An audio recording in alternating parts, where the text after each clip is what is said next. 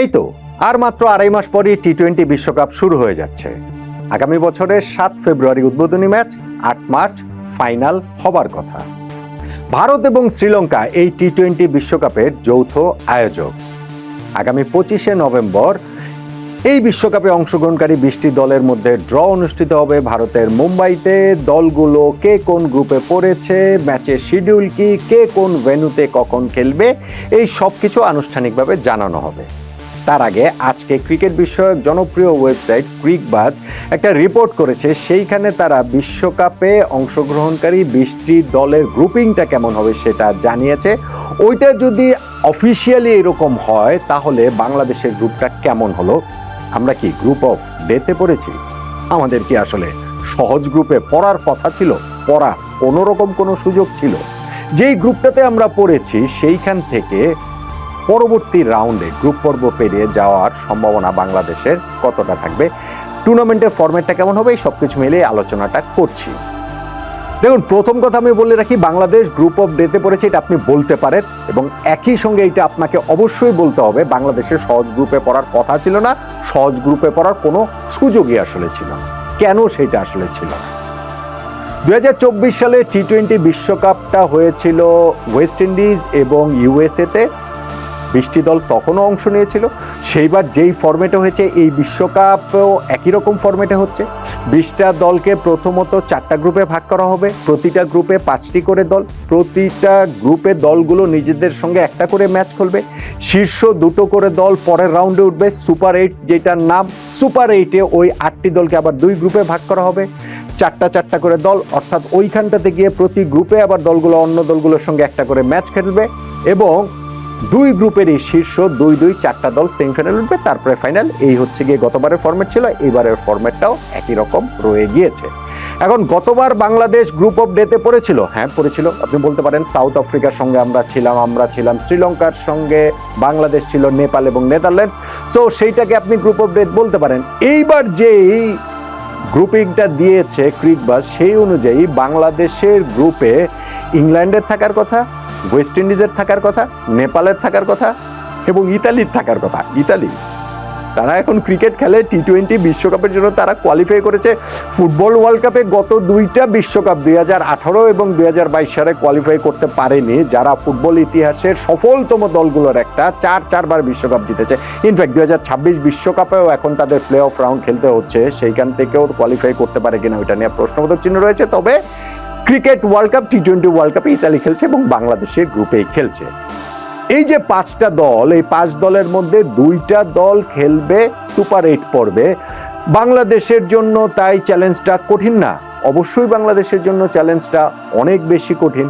আমাদের এইখানে আইসিসি র্যাঙ্কিংয়ে এই মুহূর্তে টি-20-তে 3 নম্বরে যে রয়েছে ইংল্যান্ড, তাদের সঙ্গে খেলতে হবে। 6 নম্বরে যে রয়েছে ওয়েস্ট ইন্ডিজ, তাদের সঙ্গে খেলতে হবে। বড় 2 প্রতিপক্ষ তো তারাই।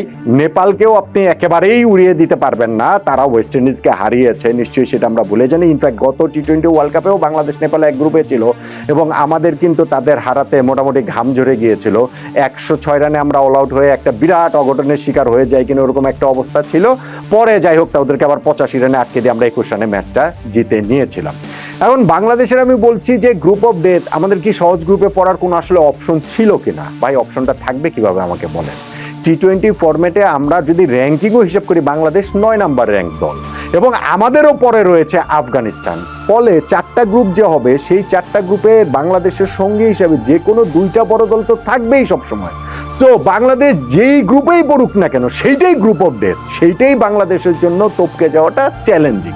এইটাকে নিয়ে আলাদা শোরগোলের তাই কোনো জায়গা আছে বলে আমার কাছে অন্ততপক্ষে মনে হয় না। বরং আমার কাছে মনে হয় এই যে বাংলাদেশ যে গ্রুপটাতে পড়েছে, অবভিয়াসলি আমরা তো এক্সপেক্ট করবই ইতালি তো হারাবই, ওইটা কোনো ইস্যু না। ধরেন নেপাল ওয়েস্ট ইন্ডিজকে হারিয়ে দিয়েছিল, গত টি-20 ওয়ার্ল্ড কাপে আমাদেরকে ভয় ধরিয়ে দিয়েছিল এবং তারা মাঝে মাঝেই চমকে দেয়, তাদের ওই উন্মাতাল ক্রিকেট দর্শক আছে। তারপর নেপালের বিপক্ষে বাংলাদেশ জয়তো প্রত্যাশিত। ইংল্যান্ড র্যাঙ্কিংয়ে 3 নম্বরে রয়েছে টি-20-তে, কিন্তু লাস্ট যে সিরিজটা আমরা খেলেছি, মানে আমি যদি পজিটিভ দেখতে চাই, ঘরের মাটিতে আমরা ইংল্যান্ডের বিপক্ষে সিরিজ জিতেছিলাম। ওয়েস্ট ইন্ডিজের কাছে কিছুদিন আগে আমরা ঘরের মাটিতে 3 ম্যাচে 3টাই হেরেছি সত্যি, কিন্তু গত বছরইতে আবার ওয়েস্ট ইন্ডিজে গিয়ে আমরা 3 ম্যাচে 3টাই জিতে এসেছিলাম।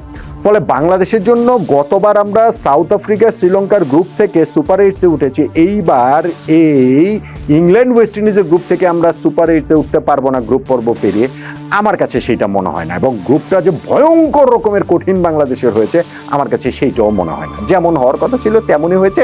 অন্য যে কোনো দুইটা এরকম বড় দল বাংলাদেশের গ্রুপে আসলে পড়তোই, আমাদের টি-20-র যে অবস্থা এবং আমাদের র্যাঙ্কিংয়ের যে অবস্থা সেই সব কিছু বিবেচনায় নিয়ে।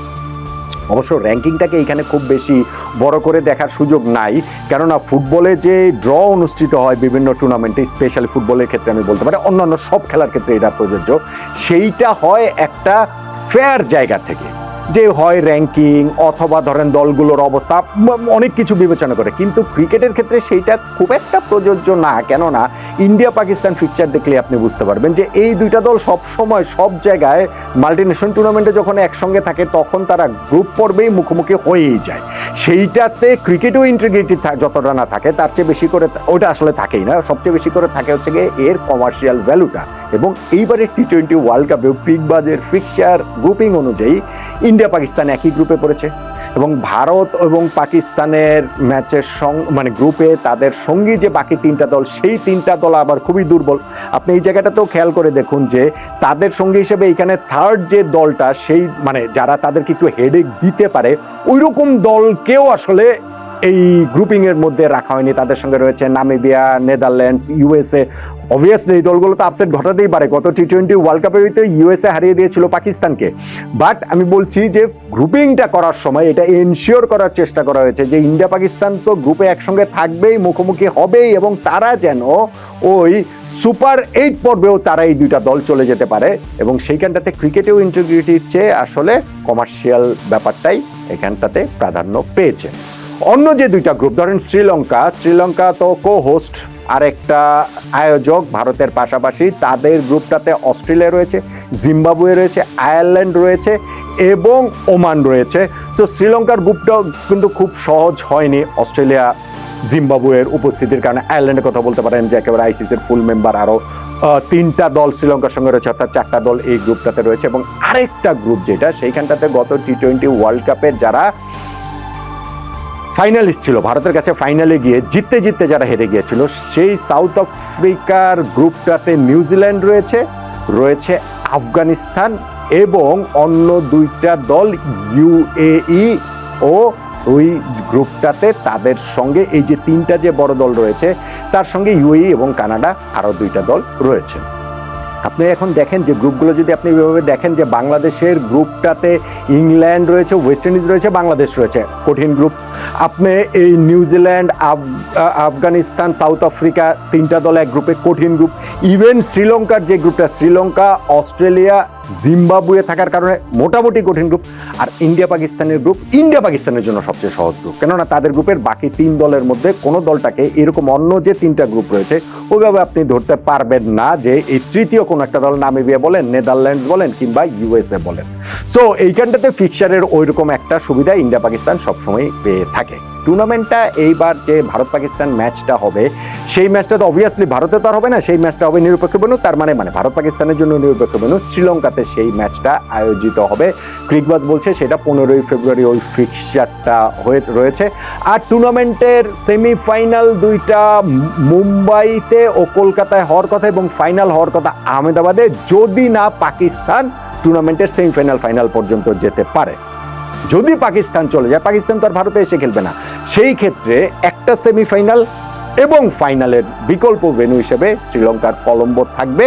পাকিস্তান যদি সেমিফাইনাল খেলে উঠে যায় তাহলে তারা কলম্বোতে খেলবে, পাকিস্তান যদি ফাইনালে উঠে যায় তাহলে তারা কলম্বোতে খেলবে। সেক্ষেত্রে সেমিফাইনাল ফাইনালের ভেন্যুটা আসলে চেঞ্জ হয়ে যাবে।